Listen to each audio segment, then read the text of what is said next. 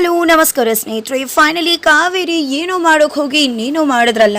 ತಾವೇ ತೋಡಿರೋ ಭಾವೆಗೆ ತಾವೇ ಬಿದ್ದಾಗ ಆಯ್ತಲ್ಲಪ್ಪ, ನಿಜವಾಗ್ಲೂ ಮಾಡಿದುಣ್ಣು ಮಹಾರಾಯ ಅಂತ ಹೇಳ್ಬೋದಾ? ಏನಾಯಿತು ತಿಳ್ಕೊಬೇಕು ಅಂದರೆ ಈಗಲೇ ನಮ್ಮ ಈ ಚಾನಲ್ನ ಸಬ್ಸ್ಕ್ರೈಬ್ ಮಾಡಿ, ಹಾಗೆ ಈ ಒಂದು ವಿಡಿಯೋವನ್ನು ಪೂರ್ತಿಯಾಗಿ ನೋಡಿ.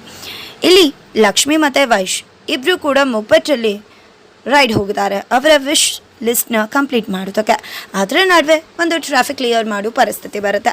ಆ್ಯಂಬುಲೆನ್ಸ್ನಗೋಸ್ಕರ ದಾರಿನ ಕ್ಲಿಯರ್ ಮಾಡಬೇಕಾಗತ್ತಾ.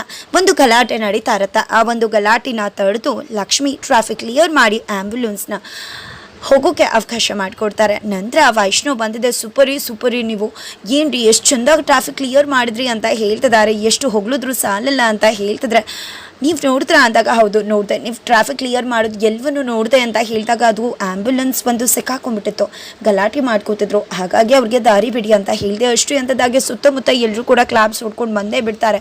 ಯಾಕೆಲ್ಲ ಏನು ಮಾಡ್ತಿದ್ರ ಅಂದಾಗ ಇನ್ನೇನಮ್ಮ ಎಷ್ಟು ಚಂದಕ್ಕೆ ರೆಬಲ್ ಆಗಿ ಬಂದು ಜಗಳನ ನಿಲ್ಲಿಸಿ ಆ್ಯಂಬುಲೆನ್ಸ್ನ ಕ್ಲಿಯರ್ ಮಾಡಿಕೊಟ್ಟೆ, ನಿನಗೆ ಹ್ಯಾಟ್ಸ್ ಆಫ್ ಅಂತ ಹೇಳ್ತಿದ್ದಾರೆ. ನಾನೇನು ಮಾಡಿದೆ? ಎಲ್ಲರೂ ಕೂಡ ಇದನ್ನೇ ಮಾಡಬೇಕಲ್ವ. ಪ್ರತಿಯೊಬ್ಬರಿಗೂ ಕೂಡ ಒಂದು ಪ್ರಜ್ಞೆ ಇರಬೇಕು. ಆ್ಯಂಬುಲೆನ್ಸ್ ಬಂದಾಗ ಅದಕ್ಕೆ ದಾರಿ ಕ್ಲಿಯರ್ ಮಾಡಿ ಕೊಡಬೇಕು ಅಂತ ನಾನು ಅಲ್ಲಿ ಒಂದು ಗಲಾಟೆ ನಿಲ್ಲಿಸಿರ್ಬಹುದು, ಹಾಗೆ ಟ್ರಾಫಿಕ್ ಕ್ಲಿಯರ್ ಮಾಡಿ ಆ್ಯಂಬುಲೆನ್ಸ್ ಹೋಗೋದಕ್ಕೆ ಅವಕಾಶ ಮಾಡಿಕೊಟ್ಟಿರ್ಬೋದು. ಖಂಡಿತ ಎಲ್ರಿಗೂ ಕೂಡ ಒಂದೊಂದು ಕೆಲಸ ಅರ್ಜೆನ್ಸಿ ಇದ್ದೇ ಇರುತ್ತೆ, ಆದರೆ ಅವ್ರಿಗೆ ಪ್ರಾಣ ಹೋಗೋ ಅರ್ಜೆನ್ಸಿ ಇರತ್ತಲ್ವ. ಅವ್ರಿಗೆ ನಾವು ಟ್ರಾಫಿಕ್ ಕ್ಲಿಯರ್ ಮಾಡ್ಕೊಳ್ಳೋದು ಪ್ರತಿಯೊಬ್ಬರ ಜವಾಬ್ದಾರಿ ಅಲ್ವ. ಯಾವುದೇ ಕಾರಣಕ್ಕೂ ಅದನ್ನು ಮರಿಬಾರ್ದು ಅಂತ ಹೇಳ್ತಾಳೆ. ಇದರಿಂದಾಗಿ ವಾಯುಷ್ಕಂತೂ ತನ್ನ ಹೆಂಡತಿ ಬಗ್ಗೆ ಇನ್ನಷ್ಟು ಪ್ರೀತಿ ಜಾಸ್ತಿ ಆಗಿಬಿಡುತ್ತೆ. ನಂತರ ಅದು ವೈರಲ್ ಆಗಿದೆ. ಆಲ್ರೆಡಿ ಇಲ್ಲಿ ಮನೆಯವ್ರು ಎಲ್ಲರೂ ಇದ್ದಾಗ ಅಂಕಿತ್ ಬಂದಿದೆ, ಅದಕ್ಕೆ ಫುಲ್ಲು ಸೆಲೆಬ್ರಿಟಿ ಆಗಿಬಿಡ್ತಾರೆ ಅಂತ ಹೇಳಿ ಟಿ ವಿಲಿ ಆನ್ ಮಾಡಿ ತೋರಿಸ್ತಿದ್ದಾನೆ. ವಿಡಿಯೋ ಅಪ್ಲೋಡ್ ಆಗಿದೆ. ವಿಡಿಯೋನ ನೋಡಿ ಏನಿದಲ್ಲ ಅಂದಾಗ ಎಲ್ಲರೂ ಕೂಡ ಅದಕ್ಕೆನ ಹೊಗಳಿದ್ದು. ಅದಕ್ಕೆ ಅಂತೂ ಟ್ರಾಫಿಕ್ ಕ್ಲಿಯರ್ ಮಾಡಿ ಆ್ಯಂಬುಲೆನ್ಸ್ ಹೋಗೋಕ್ಕೆ ಅವಕಾಶ ಮಾಡಿಕೊಟ್ರಂತೆ. ಎಲ್ಲರೂ ಕೂಡ ಹೋಗಲಿ ಕಮೆಂಟ್ಸ್ ಆಗ್ತಿದ್ದಾರೆ ಗೊತ್ತಾ ಅಂತ ಹೇಳ್ತಿದ್ರೆ, ನನ್ನ ಸೊಸೆ ತುಂಬಾ ಬುದ್ಧಿವಂತೆ, ಅವಳು ಏನು ಮಾಡಿದ್ರು ಕೂಡ ಯಾವುದೇ ಹೊಸ ಕೆಲಸ ಕೂಡ ಸೂಪರ್ಬಾಗಿ ಸ್ಪೆಷಲ್ ಆಗೇ ಇರುತ್ತೆ ಅಂತ ಮಾವ, ಅಜ್ಜಿ, ಸುಪ್ರೀತಾ ಎಲ್ಲರೂ ಕೂಡ ಹೊಗಳುತ್ತಿದ್ರೆ, ಈ ಕಡೆ ಕಾವೇರಿ ಅವರು ಹೀಗೆ ಆದರೆ ನನ್ನ ಮಗ ನನ್ನಿಂದ ಹೊಟ್ಟೋಗ್ಬಿಡ್ತಾನೆ, ಇಲ್ಲ ಮಾತಾಡೋಕ್ಕೂ ಆಗಲ್ಲ, ಈ ಕೃಷ್ಣ ನನ್ನನ್ನು ಸುಮ್ಮನೆ ಬಿಡಲ್ಲ. ಆಲ್ರೆಡಿ ಹೇಳಿದ್ದಾರೆ ನನ್ನ ಸೊಸೆ ಮಗನಿಗೋಸ್ಕರ ಯಾವುದೇ ಎಕ್ಸ್ಟೆಂಟ್ ಹೋಗೋಕ್ಕೆ ನಾನು ರೆಡಿ ಇದ್ದೀನಿ ಅಂತ. ಅಂದಮೇಲೆ ನನ್ನ ಕೆಲಸ ಏನೇ ಇದ್ರೂ ಮೌನವಾಗೇ ಸಾಧಿಸ್ಕೋಬೇಕು. ಈ ಮನೆ ಹಾಳಿ ಎಲ್ಲರ ತಲೆ ಹಾಳು ಮಾಡಿದಾಳೆ, ಮೊದಲು ನನ್ನ ಮಗನ ವಾಪಸ್ ಕರ್ಸ್ಕೋಬೇಕು. ಹೀಗೆ ಕೂತ್ರೆ ನಾನು ಸುಮ್ಮನೆ ಆಗೋದಿಲ್ಲ ಅಂತ ಕಾವೇರಿಯವರು ಅನ್ಕೋತಿದ್ದಾರೆ. ನಂತರ ಏನಿದು ಅಂತ ಏನು ಮಹಾನ್ ಕೆಲಸ ಮಾಡಿಬಿಟ್ಟಿದ್ದಾಳೆ ಅಂತ ರೋಡಲ್ಲೇ ಇದ್ದವಳು ರೋಡಲ್ಲಿ ಹೋಗಿ ಕೆಲಸ ಮಾಡ್ದಾಳೆ ಅಷ್ಟೇ ಅಂತ ವಿಧಿ ಹೇಳ್ತಿದ್ದಾಳೆ. ಏನು ವಿಧಿ ಈ ರೀತಿಯೆಲ್ಲ ಮಾತಾಡ್ತೀಯ? ನಿಂಗೆ ನೋಡೋಕೆ ಇಷ್ಟ ಇದ್ದರೆ ನೋಡು, ಇಲ್ಲಾಂದರೆ ಹೊರಡು ಇಲ್ಲಿಂದ ಅಂತ ಸುಪ್ರೀತಾ ಅವರು ಹೇಳ್ತಿದ್ರೆ. ಅಜ್ಜಿ ಅವಳು ಮಾತಾಡೋದೇ ಹೀಗೆ ತಾನೇ, ಬಿಟ್ಟಾಕಿ ಅವಳು ಮಾತನ್ನ ಅಂತ ಹೇಳ್ತಿದ್ದಾರೆ. ಹೌದೌದು, ನನಗೆ ಏನೇ ಮಾತಾಡಿದ್ರು ಲೆಕ್ಕಕ್ಕಿಲ್ಲ ಅಲ್ವಾ ನಿಮಗೆ ಅಂತ ಹೇಳ್ತಿದ್ದಾಳೆ. ನಂತರ ಇದೆಲ್ಲ ಆಗುತ್ತೆ. ಆ ಕಡೆ ಕೀರ್ತಿ ತುಂಬ ಅಪ್ಸೆಟ್ ಆಗಿದ್ದಾಳೆ. ಈ ಕಡೆ ವಿಧಿಗೆ ಕಾಲ್ ಮಾಡ್ತಾಳೆ.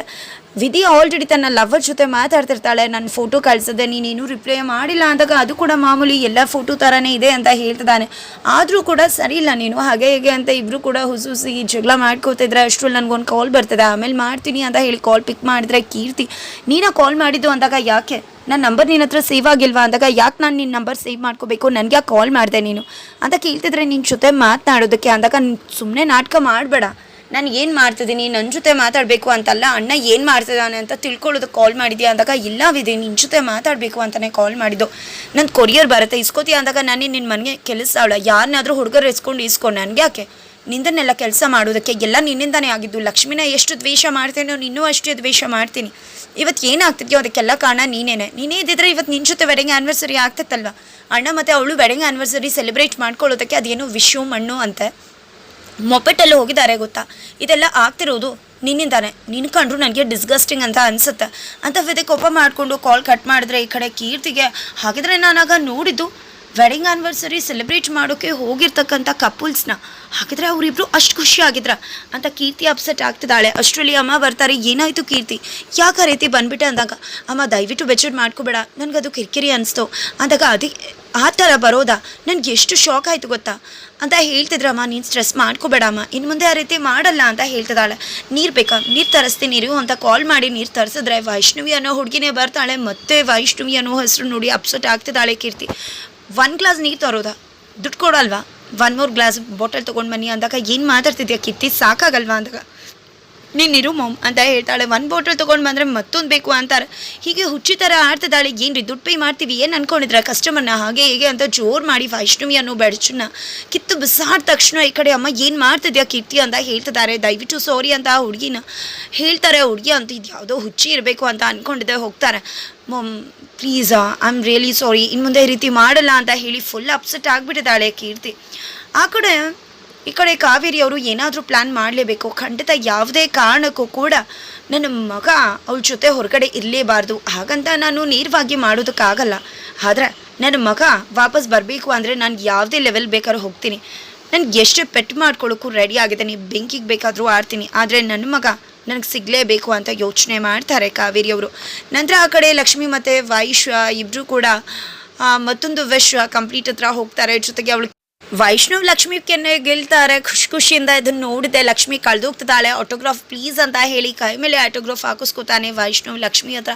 ಈ ಕಡೆ ವೈಷ್ಣವ್ ಲಕ್ಷ್ಮಿನ ಹೊಗಳುತ್ತಿದ್ದಾರೆ. ಬಟ್ ಇಲ್ಲಿ ಲಕ್ಷ್ಮಿ ಮಾತ್ರ ತನ್ನ ಕನಸಿನ ಲೋಕದಲ್ಲಿದ್ದರೆ ಏನು ಅಷ್ಟೊತ್ತಿಂದ ಹೊಗಳುತ್ತಿದ್ದೀನಿ, ಒಂದು ಕೂಡ ರೆಸ್ಪಾಂಡ್ ಮಾಡ್ತಿಲ್ವಲ್ಲ, ಏನಿದು ಅಂದಾಗ ನಾನು ಏನೂ ಯೋಚನೆ ಮಾಡ್ತಿದ್ದೆ ಅಂದಾಗ ಹೌದೌದು ಹೆಣ್ಮಕ್ಳುಗಳು ಏನೇನೋ ಯೋಚನೆ ಮಾಡ್ತಿರ್ತೀರ.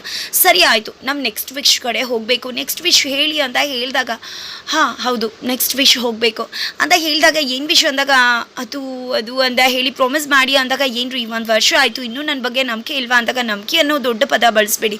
ಈಗ ಪ್ರಾಮಿಸ್ ಮಾಡಿ ಅಷ್ಟೇ.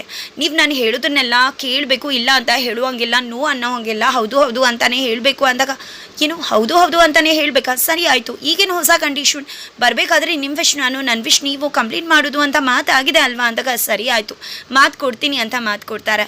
ನಂತರ ಆ ಕಡೆ ಕಾವೇರಿಯವರು ಮೆಟ್ಲಿಂದ ಬೇಕು ಅಂತಾನೆ ಡ್ಯಾಶ್ ಹೊಡ್ಕೊಂಡು ಗೋಡೆಗೆ ಜಾರ್ ಬೀಳ್ತಾರೆ. ಅಬ್ಬಬ್ಬಾ ಬಿದ್ದಿದ್ದ ಸ್ಪೀಡ್ಗೆ ನಾಟಕ ಮಾಡೋಕೆ ಹೋದಂಥ ಕಾವೇರಿ ಅವರ ಕಾಲು ನಿಜವಾಗ್ಲೂ ಮುರಿದೋಯ್ತು ಅಂತ ಅನ್ಸುತ್ತೆ. ಮನೆಯವರೆಲ್ಲ ಅಮ್ಮ ಅಪ್ಪ ಅಂಥದ್ದಾಗೆ ಗಾಬರಿಂದ ಓಡ್ ಬರ್ತಾರೆ. ಏನಾಯಿತು ಅಂಥದ್ದಾಗೆ ಮೆಟ್ಲಿಂದ ಜಾರ್ ಬಿದ್ದುಬಿಟ್ಟೆ, ಕಾಲು ಮೂಳೆ ಮುರಿದೋಯ್ತು ಅನ್ಸುತ್ತೆ ಅಂತ ಅಳ್ತಿದ್ದಾರೆ. ಈ ಕಡೆ ಏನು ಅದಕ್ಕೆ ನೋಡ್ಕೊಂಡು ಬರೋಕ್ಕಾಗಲ್ವಾ ಅಂತ ಹೇಳ್ತಿದ್ರೆ ಏನು ಕಾಲ್ಜ್ ಕೆಲವೊಮ್ಮೆ ಜಾರತ್ತೆ, ಹಾಗಂತ ನೋಡ್ಕೊಂಡು ಬರಲ್ಲ ಅಂತ ಎಲ್ಲ ಹೇಳೋಕ್ಕಾಗತ್ತಾ ಅಂತ ಅಜ್ಜಿ ಸುಪ್ರೀತಾ ಅವ್ರಿಗೆ ಹೇಳ್ತಿದ್ದಾರೆ. ನೋವು ಕಡಿಮೆ ಆಗತ್ತಮ್ಮ ಎದೇಳು ಅಂತಂದರೆ ಇಲ್ಲ ನನಗೆ ಎದೇಳಕ್ಕೆ ಸಾಧ್ಯ ಆಗ್ತಿಲ್ಲ, ತುಂಬ ನೋವಾಗ್ತದೆ ಅಂತ ಹೇಳ್ತಿದ್ದಾರೆ. ಏನಪ್ಪ ನಾಟಕ ಮಾಡೋಕೆ ಹೋಗಿ ನಿಜವಾಗ್ಲೂ ಕಾಲು ಮುರಿದೋಯ್ತಾ? ಪರವಾಗಿಲ್ಲ, ನನ್ನ ಕಾಲು ಮುರಿದ್ರು ಸರಿ ಹೋಗುತ್ತೆ, ಆದರೆ ನನ್ನ ಮಗ ದೂರ ಆದರೆ ಖಂಡಿತ ಸರಿ ಹೋಗೋದಿಲ್ಲ. ನನ್ನ ಮಗನ ಕರ್ಸ್ಕೊಳ್ಳೋಕೆ ನಾನು ಏನು ಬೇಕಿದ್ರು ಮಾಡ್ತೀನಿ ಅಂತ ಅನ್ಕೋತಿದ್ದಾರೆ. ನಂತರ ಇಲ್ಲಿ ಸುಪ್ರೀತ್ ಅವರು ನಾಟಕ ಏನಾದರೂ ಮಾಡ್ತಿದ್ದಾರಾ ಅಂತ ಕಾಲು ಸರಿ ಮಾಡೋ ರೀತಿ ಹಾಗೆ ಟ್ವಿಸ್ಟ್ ಮಾಡಿದ ತಕ್ಷಣ ಜೀವ ಹೋಗ್ಬಿಟ್ಟು ಅಮ್ಮ ಅಂತ ಕಿರಿಚ್ಬಿಡ್ತಾರೆ. ಕಾವೇರಿಯವರು ಕಾಲ್ ಸ್ಟ್ರೈಟ್ ಮಾಡೋಕೆ ನೋಡಿದೆ ಅಷ್ಟೇ ಅಂತ ಹೇಳ್ತಿದ್ದಾರೆ. ನಂತರ ಕಾವೇರಿ ತುಂಬ ಪೆಟ್ಟಾಗ್ತಿದ್ಯಾ ಬಾ ಅಂತ ಹೇಳಿ ಈ ಕಡೆ ಕೃಷ್ಣ ಅವರು ಎತ್ಕೊಂಡು ಕರ್ಕೊಂಡು ಹೋಗಿ ರೂಮಲ್ಲಿ ಮಲಗಿಸ್ತಿದ್ದಾರೆ. ಆ ಕಡೆ ಈ ಕಡೆ ವಿಧಿ ಇನ್ನೇನು ಲಕ್ಷ್ಮಿಯಲ್ಲಿ ವಿಶ್ ಹೇಳಬೇಕು ಅಷ್ಟರಲ್ಲಿ ವೈಷ್ಣವ್ಗೆ ಕಾಲ್ ಮಾಡಿ ಅಮ್ಮ ಈ ರೀತಿ ಕೆಳಗಡೆ ಬಿದ್ದು ಹೋಗಿದ್ದಾಳೆ, ನೀನು ನೋಡಿರೋ ವೆಡ್ಡಿಂಗ್ ಆ್ಯನಿವರ್ಸರಿ ಸೆಲೆಬ್ರೇಟ್ ಮಾಡ್ಕೊಳಕ್ಕೆ ಹೋಗಿದ್ಯಾ ಅಂದಾಗ ಏನಾಯಿತು ಏನು ಅಂತಿದ್ರೆ ಬರೋದು ಬಿಟ್ಟು ಏನು ಅಂತ ಕೇಳ್ತಿದ್ಯಾ, ಮೊದಲು ಬಾ ಅಂತ ಹೇಳ್ತಾರೆ. ನಂತರ ಈ ಕಡೆ ಅಮ್ಮಂಗೆ ಈ ರೀತಿ ಕಾಲು ಬಿದ್ದು ಟ್ವಿಸ್ಟ್ ಆಗಿದೆ ಅಂತ ಅಂದಾಗ ಮೊದಲು ಮನೆಗೆ ಹೋಗೋಣ ಬನ್ನಿ ಅಂತ ಲಕ್ಷ್ಮಿ ವೈಶ್ ಬರ್ತಿದ್ರೆ ಈ ಕಡೆ ವಿಧಿ ಯಾವುದೇ ಕಾರಣಕ್ಕೂ ವೈಶ್ಗೆ ಕಾಲ್ ಮಾಡಬೇಡ ಪಾಪ ಖುಷಿಯಿಂದ ಹೋಗಿದ್ದಾರೆ ಅಂತ ಹೇಳ್ತಿದ್ದಾರೆ. ಕಾವೇರಿ ನಾನು ಆಲ್ರೆಡಿ ಕಾಲ್ ಮಾಡಿದ್ದಾಯಿತು ಅಂದಾಗ ನಾವೇ ಇದ್ವಿ ಅಲ್ವಾ ನೋಡ್ಕೊಳ್ಳೋಕೆ ಕಾಲ್ ಮಾಡಬೇಕಿತ್ತ ಅಂತ ಸುಪ್ರೀತಾ ಹೇಳ್ತಿದ್ರೆ ಯಾಕೆ ಅಮ್ಮಂಗೆ ರೀತಿ ಆಗಿದೆ ಅಂದರೂ ಅವನಲ್ಲಿ ವಿಶ್ ಕಂಪ್ಲೀಟ್ ಮಾಡ್ಕೊಂಡು ಕುತ್ಕೋಬೇಕಾ ಅಂತ ವಿಧಿ ಹೇಳ್ತಾಳೆ. ಆಗಿದ್ರೆ ಮುಂದೆ ಏನಾಗುತ್ತೆ ತಿಳ್ಕೊಬೇಕು ಅಂದರೆ ಮುಂದಿನ ವಿಡಿಯೋಗೆ ವೇಟ್ ಮಾಡಿ.